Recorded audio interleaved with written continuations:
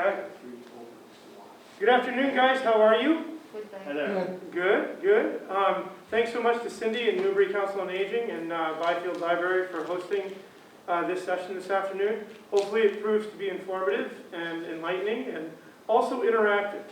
I was telling Cindy that we run things differently depending on the size of the group. And it's kind of like teaching a group exercise class. You teach to the class.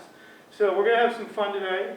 There'll be plenty of time for Q&A, and what I'm going to try to do is not zip through the material, but stay on the big highlight pieces so that we have time to get after your specific questions.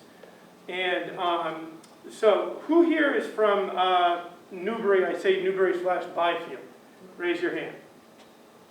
Okay, pretty much everyone. Where are you from? Newbury. Oh, okay. Well, I'm from right down the street in Georgetown, so this was an easy one for me. So, who here, I'm going to go in a little bit of reverse, has fallen in the last 6 months? Nobody. Perfect. That's great. How about the last year? Yeah. Any injuries associated with the fall? The flesh got broken and some bruising. Okay. I tripped over something that taking a picture. Oh, yeah. I wasn't looking Yeah. down. Absolutely. And that's, we're going to talk about that as we go through some of these slides today. You know, reasons for falling. Right. And it's not what you guys might think. How about yourself? What was your name? It's Jerry. Okay. And, Walking the dog in Newbury, we don't have sidewalks, yeah. so there's dirt here and there's asphalt here. And I have my left leg here, my right leg on the other, and the dog pulled. And I have good bones, so I don't break bones. Instead, I pulled all the muscles top of my foot. Oh, yeah. Really hurt. Absolutely. And another time I fell because I knew I was going to fall. Because I've fallen before, and I kind of prepare myself when I roll. Yeah, yeah, right. Well, you know, I noticed a common theme in your two responses. Anybody know what it was? Or just generally? So we had picture taking, right? And we had walking the dog. I think for me, I think it's balance, really. Yeah, but what's the common theme, right? Distracted. Mm-hmm. Both cases, yeah, when you're walking the dog, maybe you wouldn't consider that distracted, but that's different than walking on your own. And when we look at it even physiologically, there's different components motorically in how we move when we're holding on to something or something versus when we're just walking by ourselves. You're right. When I walk, I don't bring the dog. Just by myself. So wellness requires mobility, and mobility requires balance. So as you can see, it all begins with balance. And there's an interplay there that will be a common theme throughout this talk. So when we look at the question of have you fallen in the past, it's important to know how long ago, it's important to know what the circumstances, similar to what we just talked about. And, you know, the other thing is, what do you guys know about fall prevention? This isn't a pop quiz or anything like that, but you know, it's not what you might think. I started working for the Balance Center at Gordon College 4 years ago, and prior to that, you know, I had a career in management and wellness management and all this other stuff, but it really hit home to me. You know, you can know the science, but there's a difference between knowing the science and applying it, and that's what we're going to talk about today. So just to quickly go through some stats, and I want to highlight, this is pre-COVID, and these are old stats. Maybe you would not believe the effect that COVID has had on falls in particular, and I'll get into that. 1 in 3 older Americans fall over every year. 1 in 3. And again, we're using 65 plus as our older American guideline. 1 out of 5 of the falls will cause serious injury, broken hip, head injury, etc.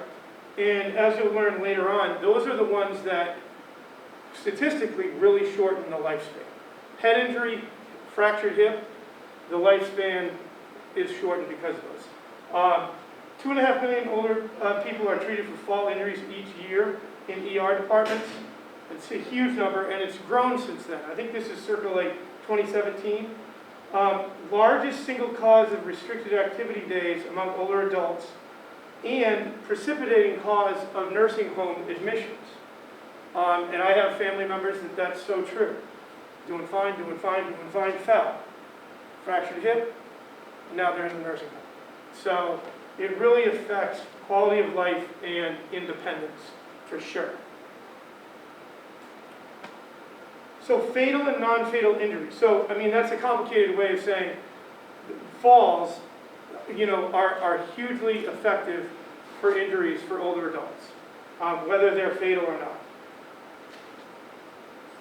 If no major injury occurs from a fall, it causes people to be fearful. We see this all the time at the center. Why are you coming in? Well, I fell. But why did you keep falling? Because I was fearful of falling. It perpetuates the cycle. And there's physiology we'll talk about that's associated with that. Depression. Now, why is depression important? So what? Yeah, it's huge. It's a huge issue in our society. But when I fall, I break my hip, I can't do things. I become depressed. I don't want to go out and do things, even when I can do things. I become sedentary. I have a higher risk of falling, and the cycle continues. So depression can be a link in that chain as well. Total cost for caring for falls in those age 65 and older, $20 billion, and this is an old number. This number has gone up. $20 billion annually, just because of falls for those 65 and up. And again, the central nervous system progressive diseases like Parkinson's and MS, I mean, sometimes those occur in those less than 65. And those folks fall from time to time. So that's not even counting that population. Good news. Fall-related injuries are preventable. Consistent exercise. And I'm going to address these individually as I list them. So, why would we think that exercise is going to help prevent falls? There's no wrong answer. I just want to kind of pull this. Do you guys think that fall risk is automatic with aging? And there's no right or wrong. We're discussing this. So, as I age, do I automatically increase my risk for fall? No. Okay, I got to know. Anybody want to say yes or agree with the no? So there's nothing physiological that makes me fall as an 80-year-old that wouldn't make me fall or made me fall when I'm a 10-year-old physiologically. Now, I'm not discounting what we just went through, but strictly through so muscle responds similarly to adaptation and training. We still have bones that lay down more bone as we stand on them and walk, load-bearing exercise. So the point is, the reason why we fall oftentimes is because of inactivity and disuse.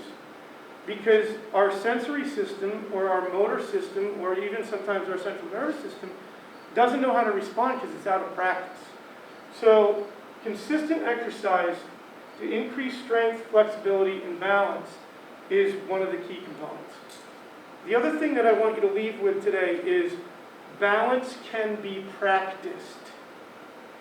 Okay, it is not something that happens with automaticity at first.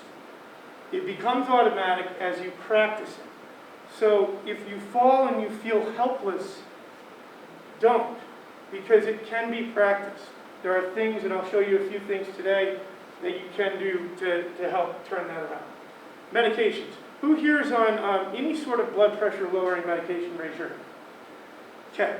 Notoriously, or I should say notorious for having to sort of trial and error the dosage.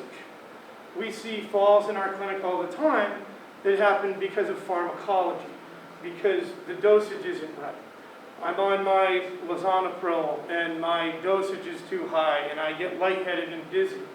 So taking care of the medications And there's 100 others that could impact your balance, but that's one of them. Vision.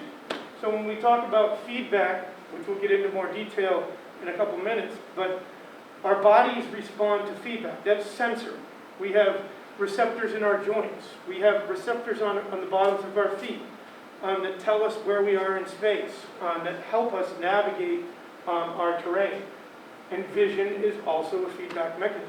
So if you have poor vision, or if it's worsening at a precipitous rate, have it checked and figure out if you need adjustments made. Ooh, the living environment. This is a big one. And I guess I'll pick on the distracted falls. Whether you're, my age and slightly younger and have little kids running around and leaving toys around, or whether you're, in an older age category and maybe you have that area rug that's turned up on the edge, or you have stuff that's sticking out in the walkway, making the living environment safer needs analysis. You need to look at those things that may seem trivial until they cause a major fall or a trip. Nice shot there. I don't know how that happened from a physics standpoint, but somebody got a good shot there. So the thing is there's no universally accepted term for balance. And what we mean by that is when we say cardiovascular system, we kind of know generally what that's referring to. But we don't have a formal term, because you can't point to balance and say, well, okay, so balance is all right. So balance is being able to stay upright in space. Well, it kind of is, that's part of it, but it only tells like a fraction of the picture. So it really involves the interaction of multiple sensory and motor processes. So let's quickly take care of the definition of those two. Sensory is feedback. What I sense, what I feel, what gets translated back to my brain. And we just outlined a few of those. Receptors at the bottom of the feet, receptors in the joints, vestibular system of the inner ear, the bones and all the anatomy. It floats, and if it's off, it can affect your balance. Vision, that's all sensory. Motor or motoric or, movement is causing or creating movement. So we've got this sort of convergence of the sensory and the motor processes that make up balance, which is why we can't make a single term to explain it. Coordination of the body and excitement. So let's look at the walk for a second. Heel strike, weight shift, toe off. Heel strike, weight shift, toe off. And you do this repeatedly. And sometimes, or a lot of times, hopefully, without thinking much. But then, let's grab a chair. So we've got a couple options. We encounter the chair. Do we go up the chair and over it? Okay, that's one option. That's a little dicey. Let's go around the chair, right? Or do we choose to go backwards around the chair? So there's 100 different ways that we can approach these different obstacles, and it could be walking on the beach. You've got unstable surfaces. You've got obstacles. Postural stability, controlling the center of mass within the limits of stability. So center of mass is here. I'm testing my limits of stability. Up, up, and I have to catch myself. So it's being able to control center of mass within this limit of stability that we have. Can the limit of stability increase? Of course it can. Our stability can increase with practice. So I keep coming back to that. It's not automatic as is. It has to be practiced. A lot of words here, but basically it's an active process. Interaction between us and our environment that calls upon the sensory systems and coordination of multiple body segments to achieve a goal. My goal a second ago was to somehow get around that chair, right? That was my goal. And I had 100 different things in my brain happening automatically, that part was automatic, to help me decide and execute the path that I wanted to take.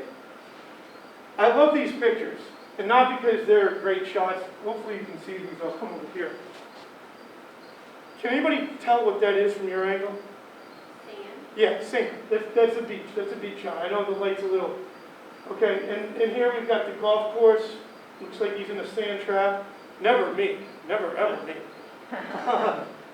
And then what's this over here? We've got some cobblestones. Any of you guys ever been to Boston? Better yet, how about Portland, Maine? They got some great cobblestone in Portland, Maine. So, yeah. So what's the common, I guess I'll say, challenge in each of these environments? Walking on uneven ground. Okay, uneven ground, we'll just shout them out. So, all right, so uneven ground. Maintain stability. Yep, you need stability. What else do we see here? So we've got definitely uneven ground here. Need balance. Slippery conditions. Oh yeah, Oh, yeah. slippery conditions here for sure. Hopefully this guy didn't come out of a water trap or it'd be even slipperier. So yeah, so these are all situations where you've got an unstable surface. So when we're in the clinic and we're challenging folks, let me just grab my bag. Trust me, I've cleaned it out. I'm not going to break anything. But if we throw this thing down here, okay, is this surface a little bit more unstable than down here? Absolutely. So we throw people on this unstable surface, and then we challenge their sensory system. Not just one of them, but all of them. And we can do, we can hone in on the vestibular system by head turns to mess with the system up here. We can shorten our base of support. So we've got a narrow versus wide base of support. We can go anterior, posterior. So I'm in tandem now. I've got a narrow base of support. And we can do that on the unstable surface.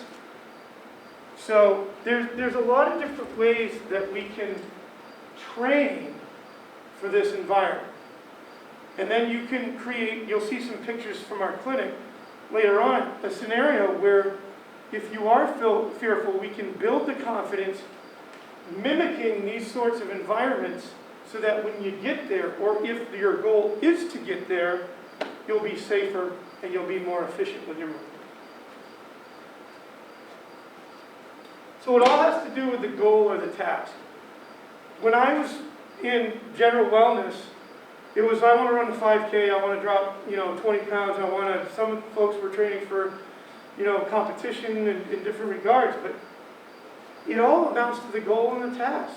Like, what do you want to accomplish? Do you want to be able to get up from your couch, walk to the mailbox and back without an assistive device? Because if that's your goal, then we've got different ways to get there. It has to be specific.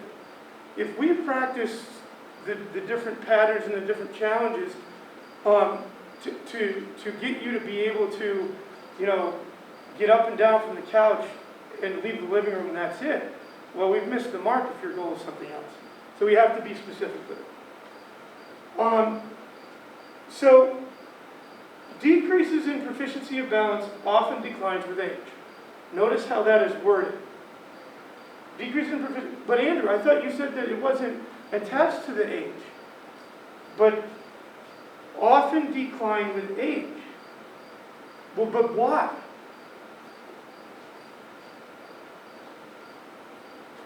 We've learned that the decline of balance and mobility with age is not from the aging process, and you guys can read the rest. Lifestyle. I am not picking on our clientele or our constituents. I'm merely reporting the facts.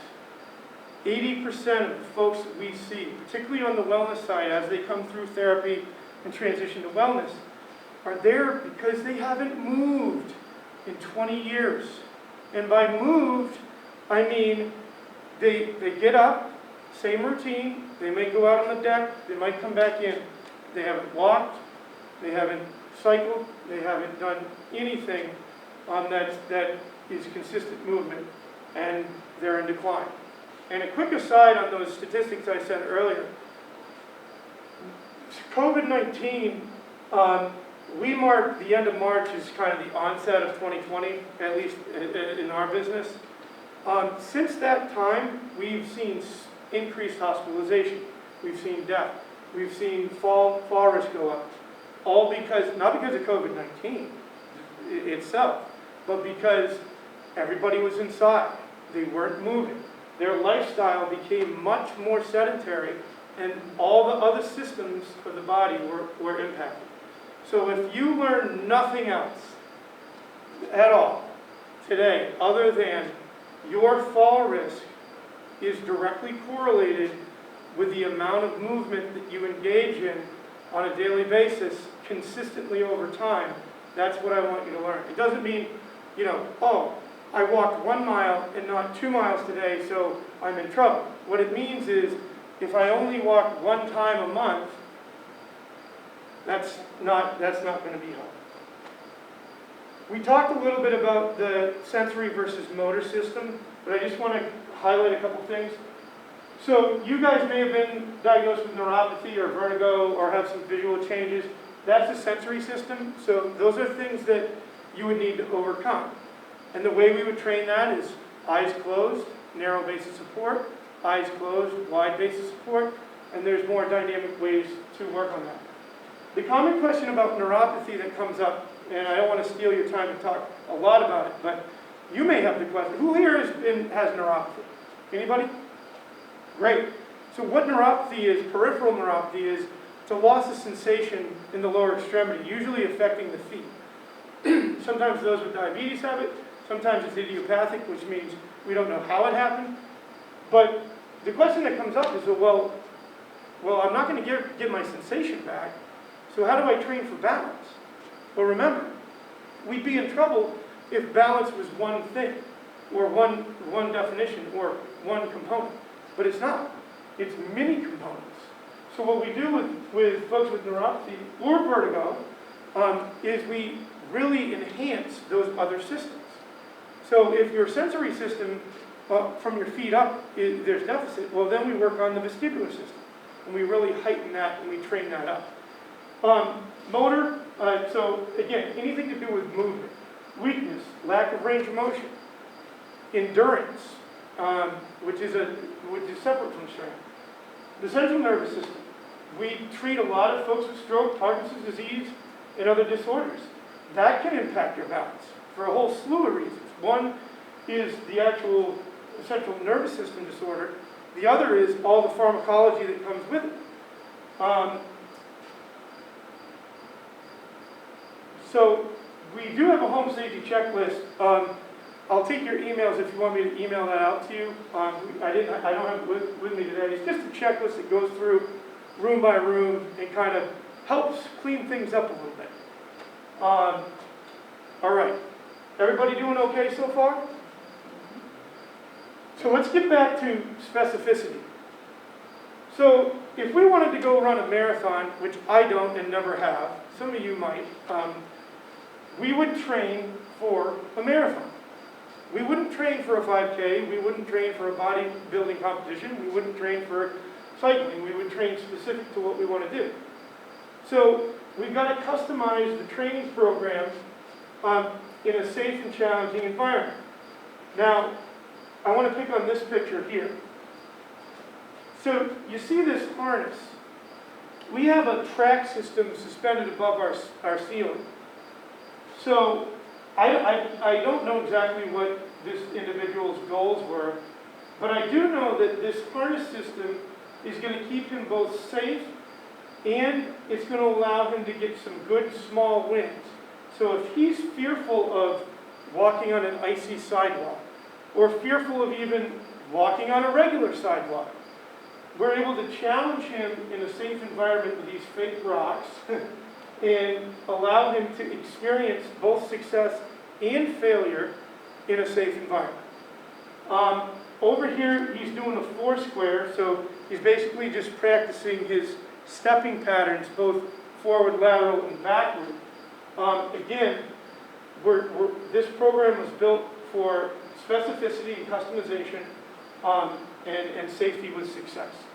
So we've actually seen people that have come in on walkers, and part of it's strength and endurance, but fear is the big component there. And we slowly get them out of the walker into the harness, and then from the harness back into a cane, and were able to drive that confidence that they had before their first, second, or sometimes even 10th fall. Okay, exercise is medicine. This is my big soapbox. We've got to change our approach. You know, the physicians these days have become better at recommending exercise. In fact, you guys don't need to take it back. We actually have a prescription pad that we hand off to physicians to write recommendations for exercise. And then we implement it in our clinic. Because what happened 30, 40 years ago, and maybe even as recent as 15 or 20, is we play with it until it breaks, or didn't play with it, right? We just let it be dormant until something happened. We fell, we fractured, but now, if we can engage in this healthy lifestyle ahead of time and prevent some of this stuff from happening, not only are our lives going to be more qualitative, but they'll also be more lengthy. So the point is, an exercise program that targets strength, gait, and balance, Tai Chi, physical therapy, they are now accepted as effective interventions for fall reduction. Now, we always knew it, but now we're starting to see more mobility through the healthcare system on that. So, we've talked a lot about this already. We got to practice balance. Recurring exposure to specific balance drills and demands is necessary for the acquiring the skill. So I could pick one of you out here and have you come up and run you through a few different drills, and you may be good in some and not in others, and you may be great in some and not in others, and but the key is practicing over time to develop a skill. Balance is a skill, and the people I've interacted with, at least at first, haven't really realized that. Oh, it's a skill? You learn balance? I thought it was, or it wasn't. But no, it's a skill that you can learn. So we've got to practice. We've got to have a specific environment in which we practice to lead towards the end goal. Okay, so we're not going to get into the Better Balance for Better Health sheet specifically, but I am going to talk you through a few things that we look at. Hopefully it will be helpful for you when we look at quantifying balance in order to program for greater later success. I'm just going to steal a chair here.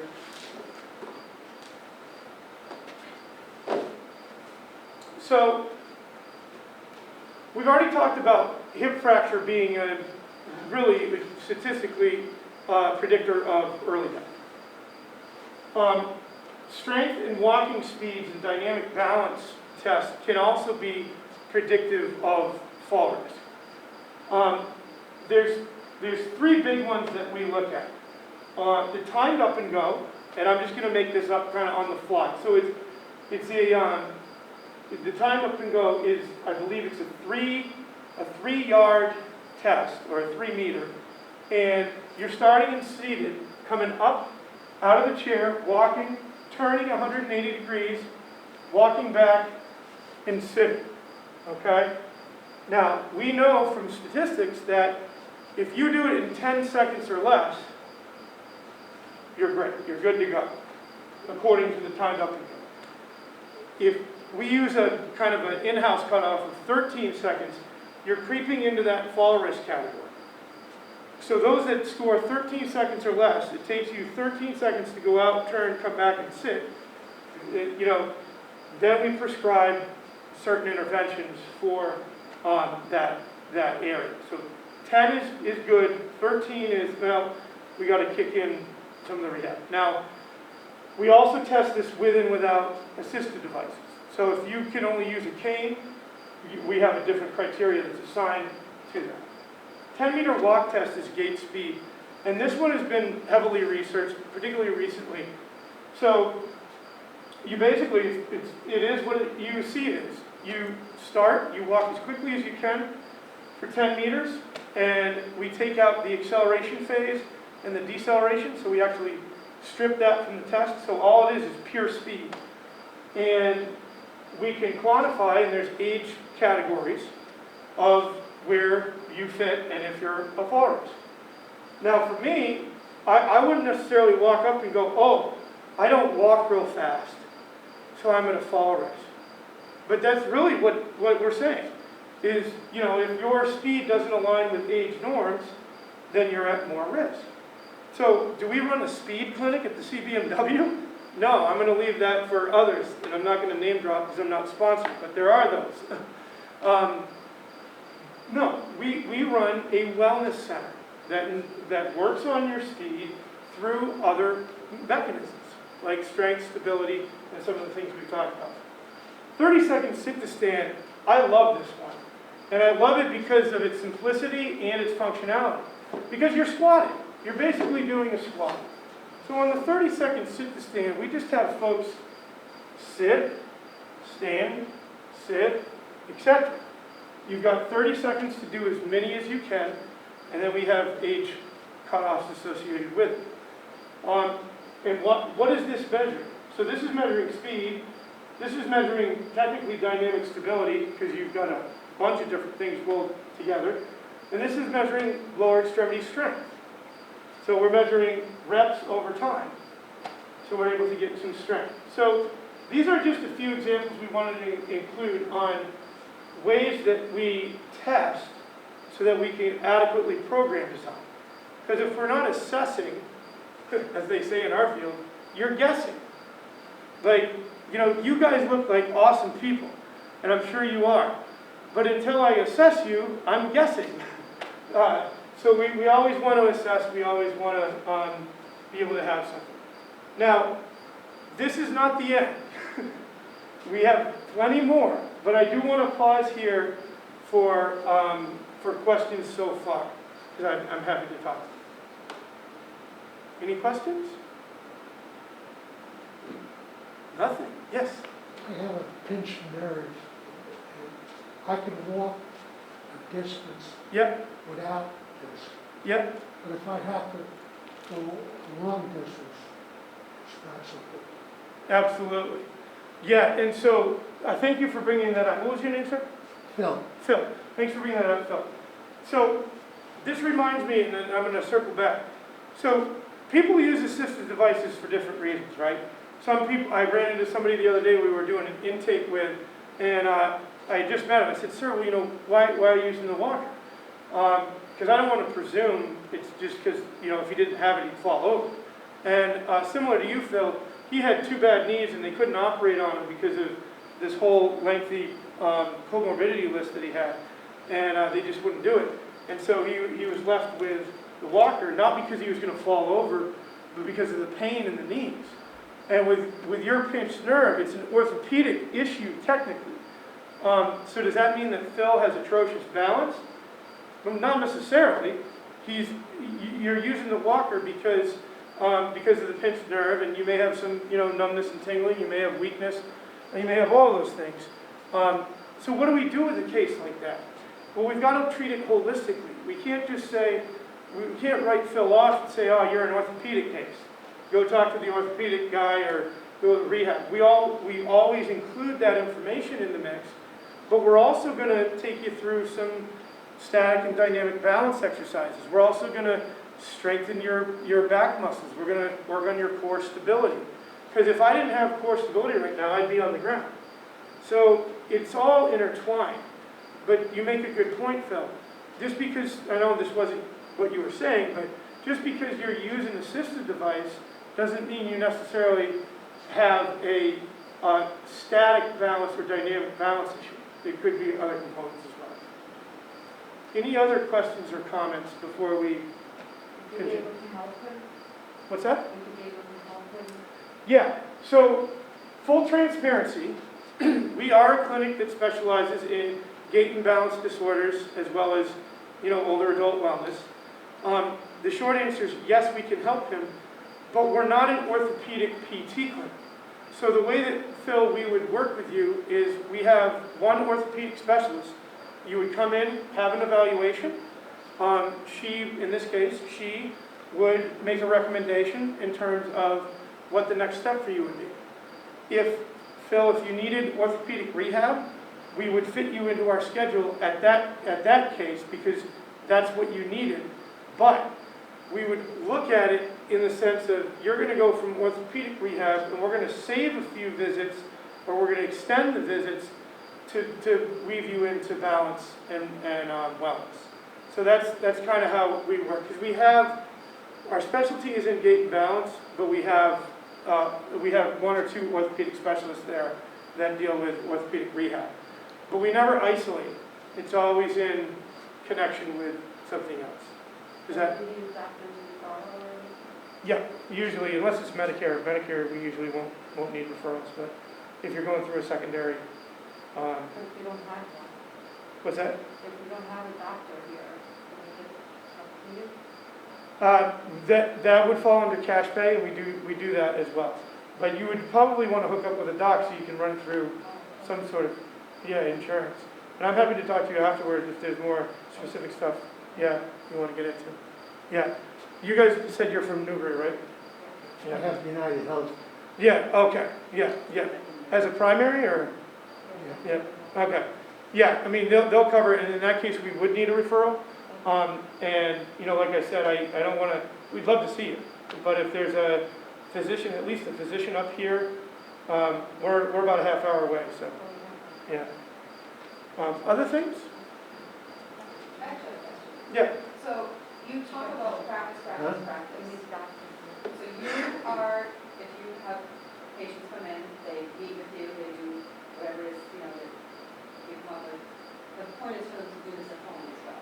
Yeah, very good point. Yeah, so I laugh because I sound like a broken record, but when folks are in our clinic, we, both on the therapy side, and this is the other guy, I want to make sure everybody's clear.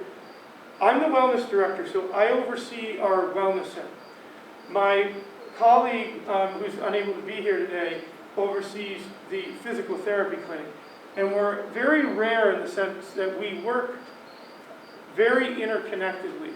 So anybody that's ready to come out of therapy and start practicing some of the stuff on their own in our wellness center, that's exactly what happens. Now let me get to your question.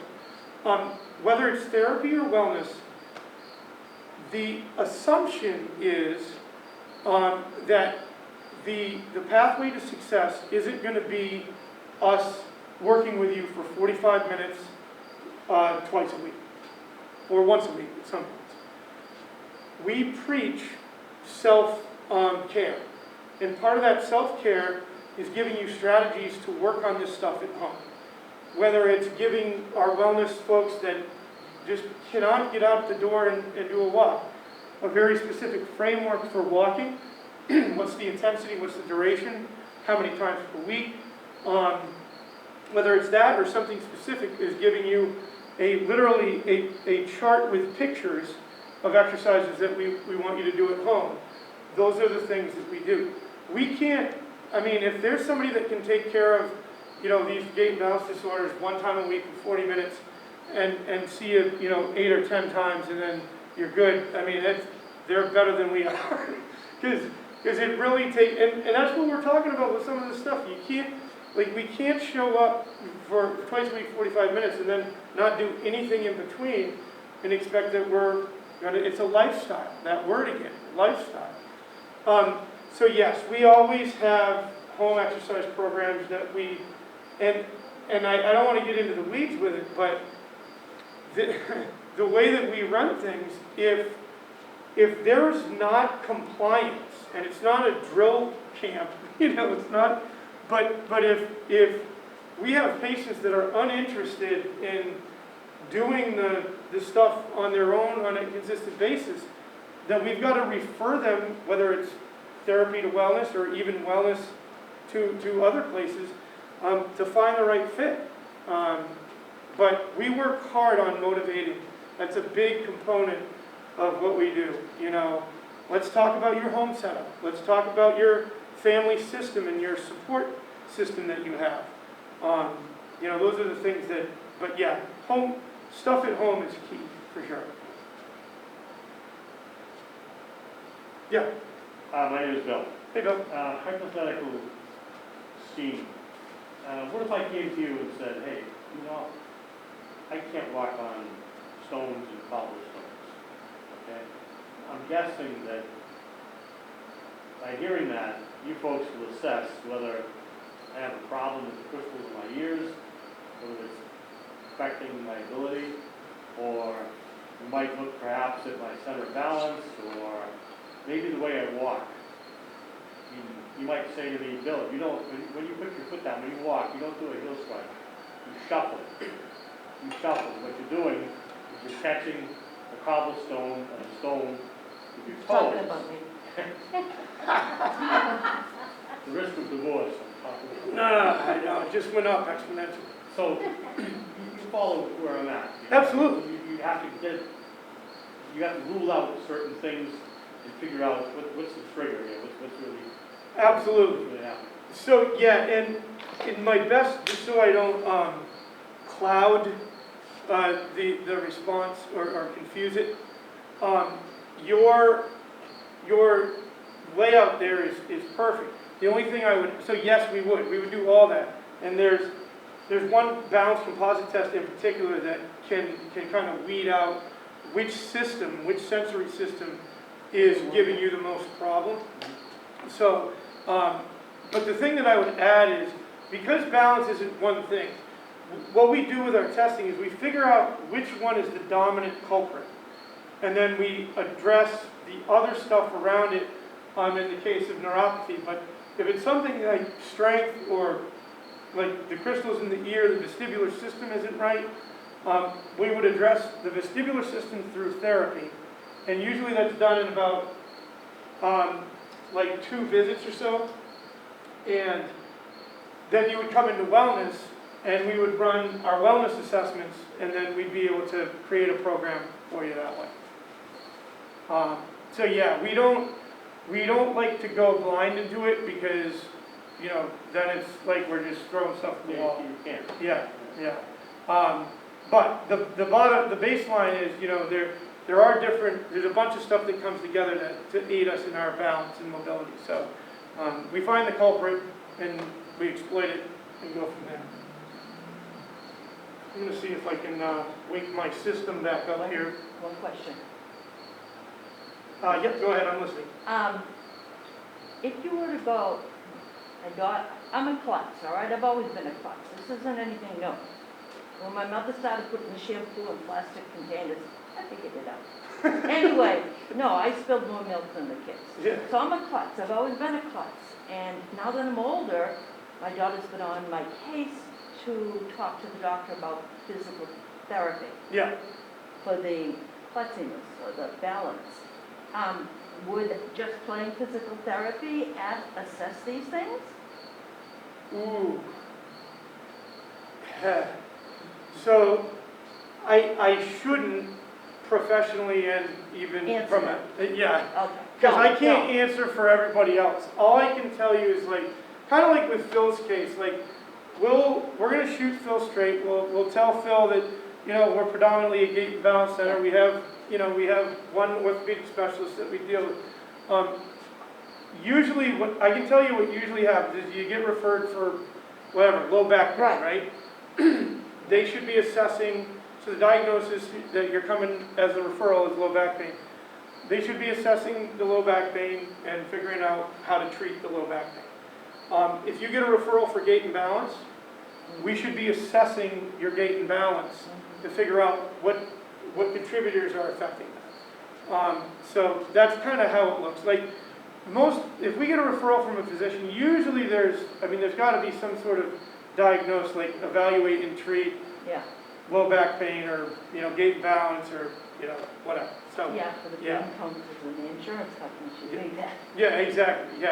Yeah. But functionally too, like, I mean, and that's why we assess, because there's plenty of times where we'll get a referral from a physician, and our therapist may assess it, and they're like, well, no, you know. So if we just kind of took it as it was, we may run into some problems.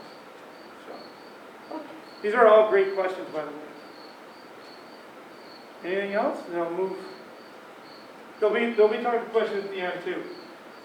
So the wellness side of things. So we're a full state-of-the-art wellness center. We got about 2,500, 3,000 square feet of equipment.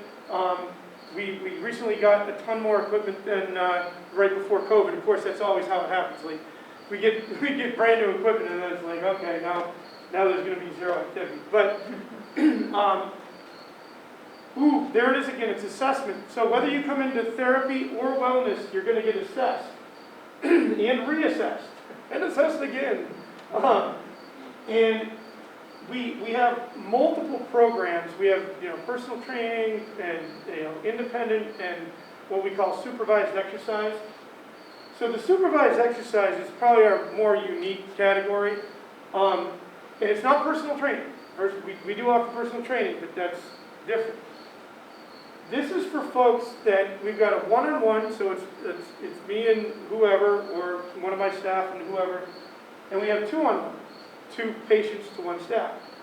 And the beauty of this is if you've got like dementia or cognitive disorder, or you're at a fall risk, you just can't be upright on your own, and you're not going to do well. We have built a program that's economical that gives you 2 sessions a week, 45 minutes of balance, strength, power training, not in the Olympic lifting, but functional power training, flexibility, overseen by one of our fitness specialists that goes with them and works with the patient, progressing, regressing, whatever it may be. And this is all this stuff, and through my national certifying body, we've been petitioning the government, but much larger organizations, because right now it's still private pay. So even with all this great research that's come out, they'll give you $150 a year for your gym membership benefit, and that's it. So it is private pay, but we've got multiple programs in our wellness center for folks to take advantage of. And this here is a direct referral from the PT clinic. So the PTs will feed through our system. Why? Because the Balance Center was started in 2003. By 2006, it became abundantly apparent to the founders that people were just cycling back through, like with the same diagnosis and this, they were getting worse. Well, why? Because they were finishing the 8 weeks of treatment, they were going home and sitting on the couch for 2 years, and then they were coming back and expecting a different result.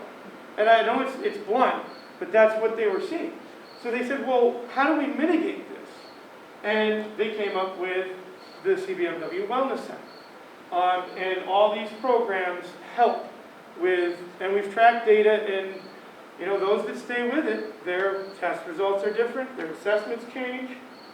The next series is just you'll see our playground.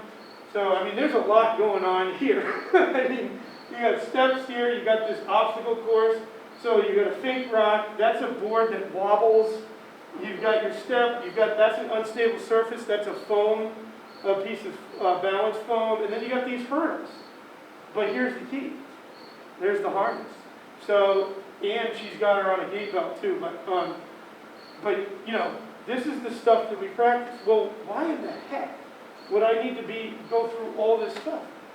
Well, maybe her goal was to be able to step off the giant, 9-inch curb off the sidewalk without falling on her face. So, this is the stuff that gets you to that point. Another guy, so this one I actually want to point out. So, he's in the harness, okay, well, what the heck is he doing? So, I believe he's doing multi-directional stepping. So here, or even a backwards lunge. Because remember, if I can't strengthen somebody on their own or with an assisted device, then I'll get them in the harness and we'll be able to do it. It's not cheating, it's pre-training. So you train in the harness and then you pull them out and he can do the stepping or the lunging, either with a cane or a walking stick. Yep. How much is that getting the fear out? How long does it take? No, how much the fact that you're in a harness, you're not afraid of falling? Oh, no, absolutely. To me, that would be huge. No, absolutely. Yeah, and that's what we were talking about earlier. Yeah, that's a big part of it. It's fear elimination and safety, and some of and it's a psychological thing. Even when we get them out of the harness, it becomes second nature. So it's not a silver bullet, we've gained confidence over time. Again, walking on rocks with the harness, four square. He's doing some core training on an unstable surface.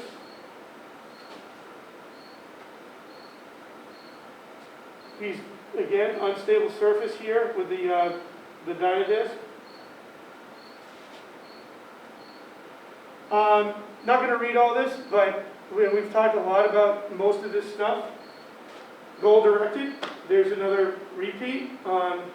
Adequate challenge to facilitate adaptive control. And what that means is it's progressive overload. When I started in school, I didn't start with, calculus in kindergarten. The adequate challenge to facilitate adaptive posture, basic math, then pre-algebra, then it's progressively overloading the different involved systems to the point where you get your end goal result.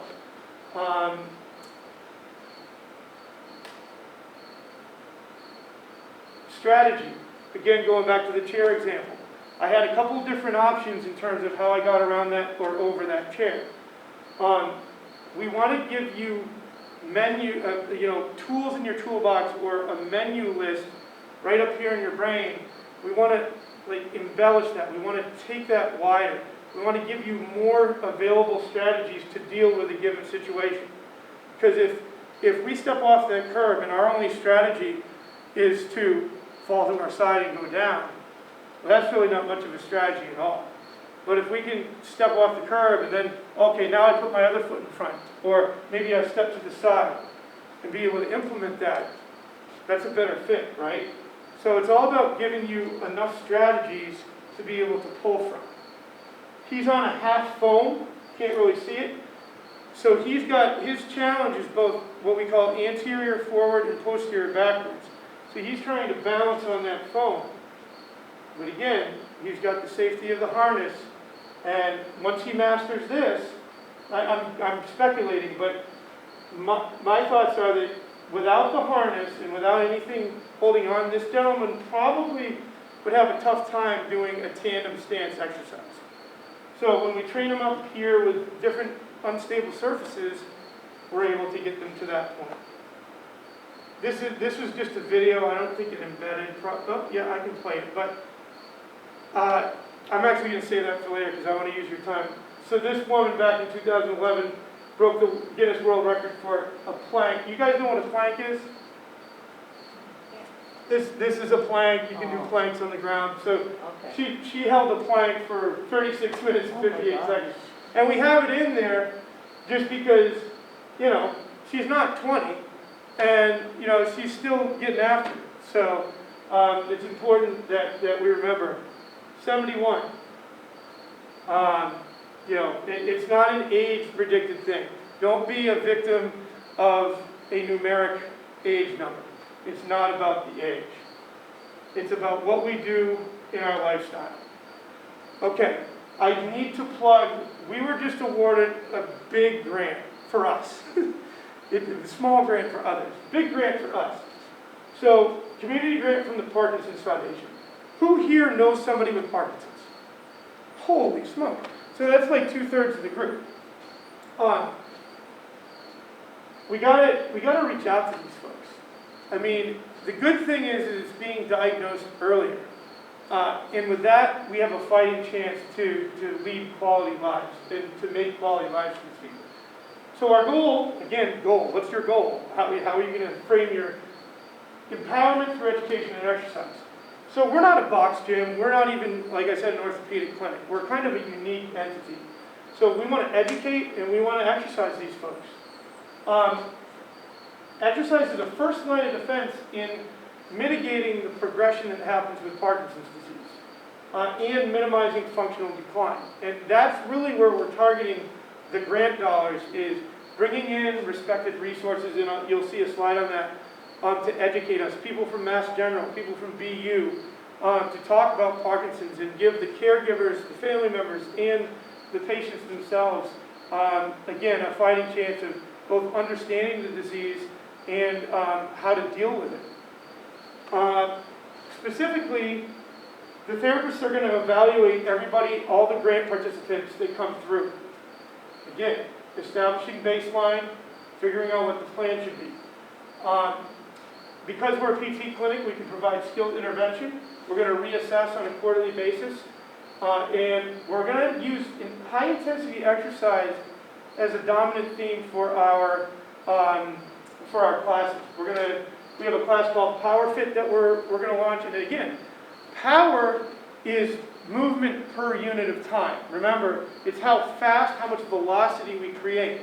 The reason a lot of older adults can't get up and down from the toilet seat is not because of strength. It's because of lack of power production. It's the same reason they can't, they struggle getting in and out of the car, etc. It's power production. How do I turn a sit to stand from a strength exercise to a power exercise? Any guesses? I only got like 3 more left in me, so answers. Keep going. Yeah, I know. This is going to be speed, right? Boom, there's power. Yeah. Slow. Boom, there's Go power. up and then go down slowly, it's harder. So we've got a class that's going to address not Olympic snatch or deadlifting or anything like that. It's power production that's functional. And then our educational series, like I said, we've got some folks coming from a bunch of different disciplines. Right now we run a PEP class. Way too long of a name to repeat now, but it's a basic class for those that at any point in the Parkinson spectrum, whether it's just diagnosed or have been living with it for years. And it's as much camaraderie and relationship building as it is evidence-based program design that gives them a chance to learn stuff that, once again, they can do at home on their own. So they're not relying on 45 to 60 minutes, 1 time, 2 times a week, and I'm good. That's the PEP class. The Powerfit class is the one that's coming up. It starts October 25th, Monday and Friday, 8 a.m. I'm going to be teaching it along with one of my colleagues in PT. And we're going to start, working with folks on how to deal with that early diagnosis. I don't know what it's like to be 50 years old in the heart of my career and diagnosed with a progressive neurological disease. And it's not just those folks, but these are the folks that we really want to address, as well as the centenarian, the 100-year-old that's dealing with a similar diagnosis. But we're trying to creep in towards helping those that have an early diagnosis or just haven't dealt with it at all. Okay, so this is the educational, the first 2 of our educational series. Albert Hung, he's out of Mass General. We have a good relationship with he and his clinic, but he's obviously a genius. But more than that, he's really great at educating and putting it in terms that everybody can understand. Tim Nordahl from BU, he's a PT, so he's in our world, so to speak. But answering the question, does exercise have disease-modifying effects? So I'm not going to answer that. I'm going to leave it to Tim. There's the teaser, right? We do have information. There are little rack cards on our grant program on back. So even if it's not you personally, please take them and get them to the right people, because we'd be happy to work with them. My friend already goes to your Wednesday class. Yes, that's the PEP class. Yeah, Cable Harris. I can't confirm or deny that due to HIPAA, but she's part of the but we see a lot of great folks there, and that's the class that I was talking about. So that's great. There's already a connection. Yeah. So some great research and some great presentations on that. You can visit our website. You don't have to worry about writing it. If you go to our gordon.edu/balance, it'll hook you up with all the sublinks to it. The other stuff that's in the back is my business card, so if you want to reach out to me for more information, if you do better writing down your 10 or 15 questions, and feel free to fire them off, because I love that stuff. So fire them off, I'll be happy to answer. And then there's stuff back there on our wellness program and what we do. So We also have like the big folders, so if you take stuff, you can put them in the folder. It's like your grab bag.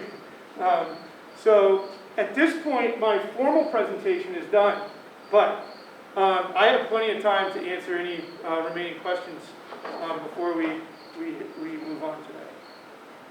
Again, I want to thank Cindy and Newbury Council on Aging, and also Byfield Library for hosting us. This is great.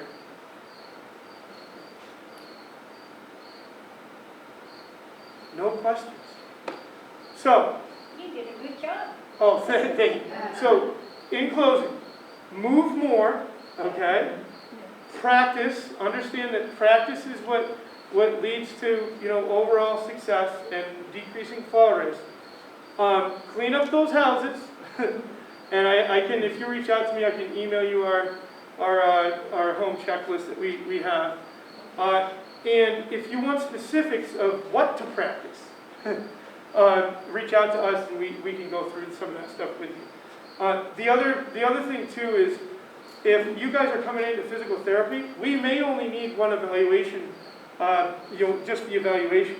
I'm not saying it happens a lot or all the time, but you know, we may be able to, the therapist will evaluate you and say, all right, you know what, you need a program designed from wellness. And then you come into the wellness center and we work with you there. So. Are there any other wellness centers around that do this sort of thing? Yeah, I know. The answer is not really. That's what I'm thinking. Yeah, the answer is not really. I had somebody down from Coastal Route 1 up in Maine that they wanted to replicate what we were doing. And he asked me, he's like, well, who's your competition? And, you know, I mean, that's a, you know, interesting way to put it. But, and I mean, yes, we have competition, but it's not what you would think.